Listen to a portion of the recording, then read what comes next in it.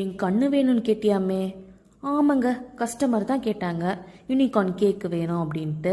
அப்போ யூனிகார்ன் கேக்கு வேணும்னா கண் இல்லாமல் கொடுத்துட முடியுமா? அதனால தான் சூப்பராக கண்ணு ரெடி பண்ண ஆரம்பிச்சிட்டேன் யூனிகார்னுக்கு.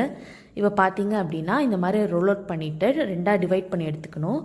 அதுக்கப்புறமா பார்த்தீங்க அப்படின்னா அவுட்டர் கார்னர்ஸ் திக்காகவும் இன்னர் கார்னர்ஸ் வந்து தின்னாகவும் பண்ணிவிட்டு அவுட்டர் கார்னர்ஸ் திக்காக இருக்கிற இடத்துல வந்து ஒரு கத்தி வச்சு ஒரு கோட் போட்டு எடுத்துக்கிட்டோம் அப்படின்னா இந்த மாதிரி வந்து ஸ்ப்ளிட் ஆகிடும். அதுக்கப்புறம் அதை வந்து கையை வச்சு அழகாக வந்து ஷேப் பண்ணி விட்டோம் அப்படின்னா யூனிகார்னோட ஐஸ் வந்து சூப்பராக ரெடி ஆகிடும். ஸோ இதை நல்லா வந்துட்டு புருவ மாதிரி அழகாக வளைச்சி விட்டோம் அப்படின்னா 2 ஐஸுமே சூப்பராக ரெடி ஆகிடும். பாருங்க, ரொம்ப சிம்பிளாக ரெடி ஆயிடுச்சு.